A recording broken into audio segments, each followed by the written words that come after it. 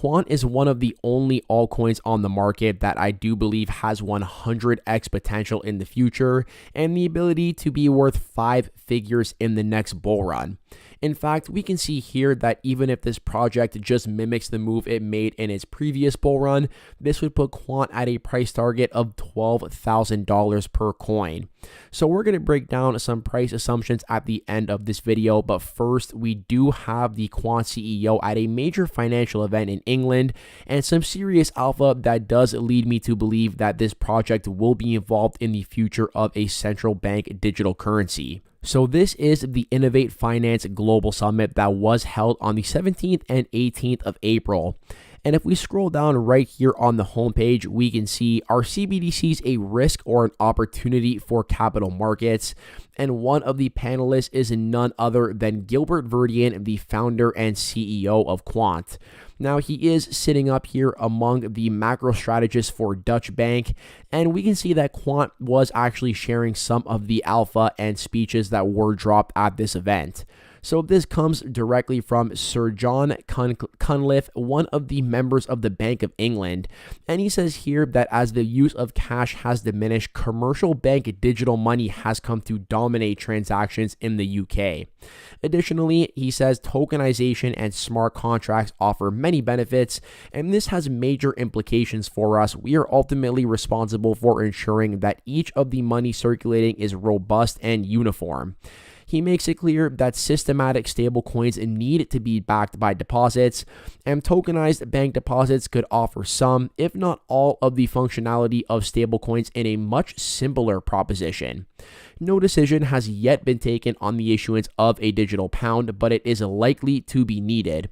We see two main drivers: the need to anchor the value and robustness of monies, and secondly, maximizing the innovation and competition around digital money. The question is not when, but how we should cater for tokenized transactions to settle in central bank money. So clearly we can see here that it is not a matter of if, more so a matter of when this tokenization of assets will begin. And this is exactly what Quant is built to do through the Quant Overledger. And if we factor in the technology use cases as well as the connections that the Quant CEO has with major financial institutions around the world, I think it becomes a lot more obvious why I believe Quant is going to be a prime beneficiary of the future and the digitization of financial products. So taking a look at the broader team, we can see that members of the Quant company have worked at places like the HM Treasury, the Ministry of Justice, SWIFT, HSBC, Deloitte, Bank of England, Dutch Bank, as well as Visa and MasterCard. Now, more specifically, taking a look at Gilbert Verdian, the CEO of Quant, and his LinkedIn profile, you can see the amount of connections here are really impressive. So right off the bat, he is currently one of the member board of directors for the Digital Pound Foundation. He volunteered for the Fed Payments Improvement Committee as well as the Secure Payments Task Force for the Federal Reserve. He volunteered as a CMO-RG Cyber at the Bank of England, a founder for the blockchain ISO standard TC307, as well as the EU Blockchain Observatory and Forum member Blockchain Policy and Framework Conditions Working Group. And that's just his volunteer experience there. Now let's go ahead and take a look at his actual work experience.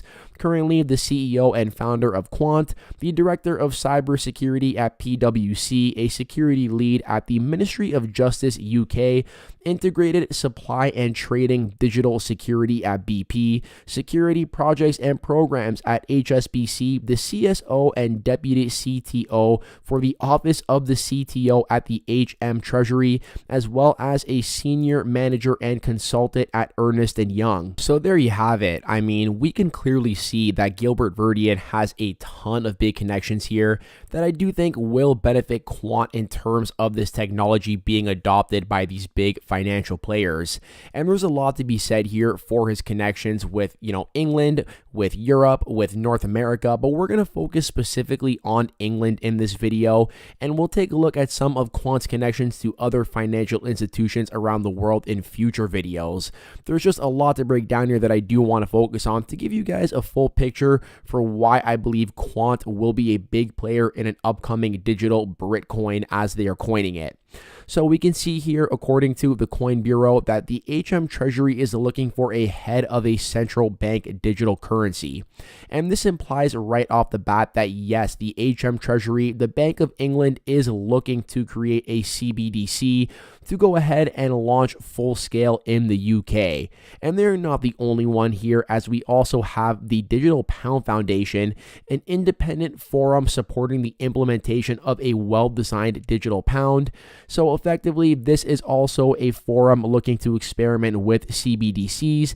And if we scroll down here, you're going to notice there are a couple of key players that are a part of the member community, one being Ripple, two being Quant, and three being Avalanche. And we can see that from the board directors, there is Susan Friedman from Ripple, as well as Gilbert Verdian from Quant. So I do want to specifically talk about what the Quant Overledger offers in terms of digital currencies and tokenization, as well as how the adoption of this technology will directly translate into price appreciation for Quant and get us that $12,000 price target that I did discuss at the beginning of this video. So we can see here, according to the Quant website, that most of the world's central banks are experimenting with digital currencies, while commercial banks are readying complementary products such as tokenized deposits and smart money. So the challenge is that without proper foundations, such currencies face serious challenges, particularly in the form of privacy and security, standards compliance, transparency, usability, and performance at scale.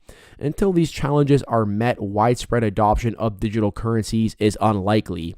The Quant Overledger offers the solution by enabling the simple and flexible implementation of a digital currency, a solution which provides the flexibility to support a wide range of use cases reliably, securely, and at the scale necessary for commercial, national, and international implementation. It facilitates central bank digital currency issuance and transactions, tokenized deposits and liabilities issuance and transactions, and last but not least, they talk about being able to facilitate programmable money. Now, it's worth noting that tokenization does not only refer to money or to a central bank digital currency, although that is probably the most common sort of use case or example of tokenization. In fact, we saw the BlackRock CEO here say that tokenization can refer to the process of pretty much putting any asset and representing it digitally on the blockchain. This includes, but is not limited to, stocks, bonds, real estate, or even alternative assets like land, wine, or art. And basically, Barry Fink here, who is the CEO of BlackRock, says that tokenization will provide instantaneous settlement and reduced fees. Now, keep in mind that BlackRock is the largest asset manager in the world with over $9 trillion in assets under management at the time of this recording. And the fact that he is so bullish on tokenization shows you that the Quant Overledger has a huge total addressable market here. We also saw Citigroup here, the third largest American bank by market cap, say they are expecting $4 to $5 trillion worth of tokenized digital securities and $1 trillion worth of DLT-based trade finance volumes by 2030. This shows you that a lot of major financial players are very bullish on the future of tokenization and distributed ledger technology.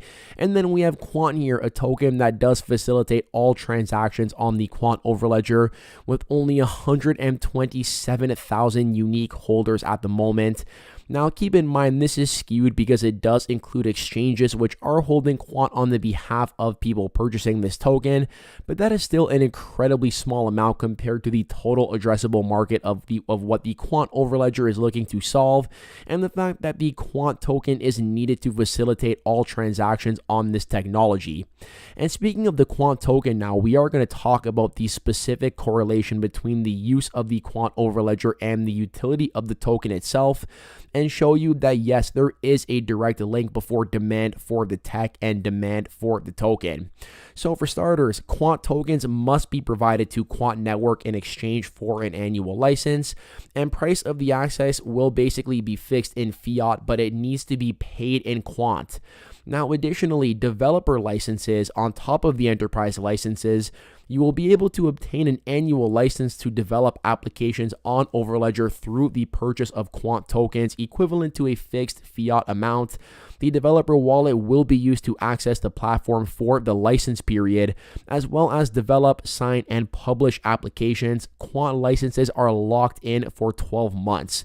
This means effectively that developers need to not only buy Quant, but hold it for a 12-month period to hold onto this developer license. In addition, platform fees will be paid in Quant. A minimum Quant holding amount is put in place for every participant of the Overledger ecosystem, and the wallet storing Quant is your identity. Transaction processing. Quant tokens are used to validate, sign, and encrypt every transaction that flows through Overledger. Every enterprise client, developer, user, and application validates each transaction using their Quant linked to their ID and account, and no transaction can flow through Overledger without being securely validated by Quant tokens. Users will need to hold Quant tokens to be able to run multi-chain applications. And last but not least, gateways and staking. So to run a gateway, there is an annual fee fixed in fiat to be paid in Quant tokens. And in gateways, you effectively are staking your Quant to go ahead and contribute to the network, and you are effectively receiving Quant in return as your yield. So tons of use cases here for the Quant token in direct correlation with the use of the Quant Overledger, and therefore it does stand to reason that the more the Overledger is adopted, the more demand there will be for the Quant token. And demand may be a problem for this token in the future. Rather, the supply may be a problem for the amount of demand, as Quant is incredibly scarce with a 14.8 million total supply. And that is how we get into the tokenomics and the price predictions to wrap up this video. As we can see here, if Quant does make a similar move that it made in the last bull run, that would assign it a price target of $12,000 per coin. And this is where tokenomics do play a very big role. When we talk about Bitcoin, the number one thing most people say is that it has a total supply of 21 million. There will never be more Bitcoin than that 21 mil. And as it is a scarce asset, as the demand increases, so should the price of this asset class. Now, Quant comes in here with a total supply of 14.8 mil, and I'm actually going to go ahead and change it from the circulating supply to the total supply so we can see what is going to happen to Quant even when all of its coins are in circulation. So assuming that all of Quant was in circulation, we can see right off the bat that if Quant had Bitcoin's current market cap of 570.8 billion, one Quant would be worth 38.6k, an upside of 330x from $116. Now, Bitcoin at the current market cap of 570.8 bill is trading in and around the mid $29,000 range, and that's simply because there is 21 million Bitcoin and 14.8 million Quant, meaning that if Quant was to have a similar market cap to Bitcoin, one Quant would be worth more than one Bitcoin in terms of the actual price value. And I'm not saying that Quant is going to reach Bitcoin's market cap right on the spot. What I am saying is that this shows you how scarce Quant is, even compared to the king of crypto. And additionally, Quant does have a massive utility case, in my opinion, in the form of digitization and tokenization of assets. I see Bitcoin as a decentralized crypto and Quant as pretty much a play on the centralization of crypto, which I do believe is inevitable. We can see here that even if Quant was to reach Ethereum's current market cap of Ethereum's current market cap of 248 billion, that would give each Quant a price of $16,800, potential upside of 143x. And I only show you guys the comparisons between Quant and Bitcoin and Ethereum to show you how much the tokenomics and the scarcity do play a role in the price action. But let's not compare Quant to either of them. Let's just simply compare Quant to Quant. And as we discussed at the beginning of the video, if it was to simply mimic the move it made in the last bull run, we would be looking at a $12,000 price target per coin. Let's say that it performs 20% less than that $12,000 price target I'm looking at. That still assigns one Quant token a price target of $10,000, still a 5-figure project from $116 at the moment. So without further ado, I hope you did enjoy the content in today's video. You know what to do. If you made it all the way to the end, you are an absolute champion.